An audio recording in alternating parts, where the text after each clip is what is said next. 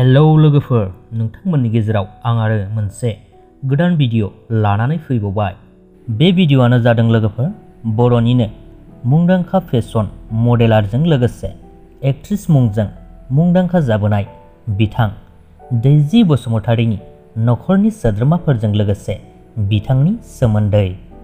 लोगोफोर, जायफोर नोंथांमोना बिथांनि सोमोन्दै मोनथिनो लुबैदों, भिडिअखौ जागायनायनिफ्राय लानानै जोबजासिम नायलांदो। लोगोफोर, नोंथांमोनाथ' गोबांथारानो मोनथिखायो जानांगौ बिथाङा मडेलिं आरो फेशन खालामनायजों लोगोसे बड' मिउजिक भिडिअफ्रावबो फाव खालामो। बिथां डेजी बसुमतारीनि जोनोमानो जादोंमोन 1997 मायथाइनि 6 अक्ट'बराव। बिथाङा क'क्राझार डिस्ट्रिक्टनि आरो बिथांनि धोरोमानो जादों बाथौ धोरोम। बिथांनि निक नेमानो जादों लोगोफोर मिस बडी पारफेक्ट आरो हायना। बिथांनि बिमानि मुङानो जादों मिनु बसुमतारी आरो बिफानि मुङानो जादों सुभाष बसुमतारीमोन। नाथाय बिथांनि बिफाया केन्सार बेमारजों गोबाव समनिफ्रायनो गाग्लोबजानानै 2020 मायथाइनि 28 आगस्तआव रुंसारि जालाङो।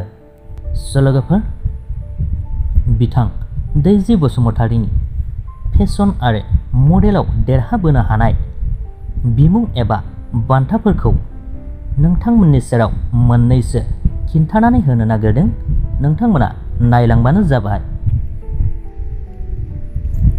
बिथांनि देरहाबोनो हानाय बान्था एबा बिमुंफोरानो जादों लोगोफोर, गिबियाव बड'लेण्ड फेशन हान्ट 2016 मायथाइ।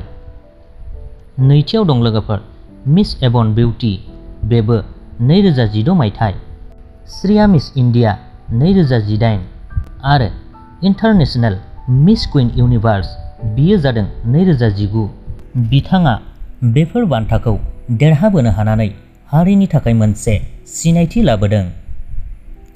दायो बिथांनि बड' मिउजिक भिडिअफ्राव फाव खालामबोनाय मिउजिक भिडिअफोरनि मुङानो जादों लोगोफोर, गिबियावनो दङ आफ्रिकानि डेन्स, लोगोसेनो नैथियाव सिरियै आरो थामथियाव जादों उदां अखोरां।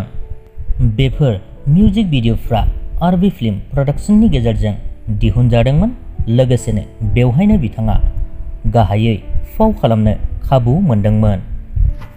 लोगोफोर, बेजों लोगोसेनो बिथां डेजी बसुमतारीनि सोमोन्दैनि भिडिअआबो बेखिनियानोमोन। भिडिअखौ नायनानै मोजां मोनदोंब्ला लाइक खालामदो, लोगोसेनो चेनेलखौबो साबस्क्राइब खालामनानै लादो। गोजोन्थों।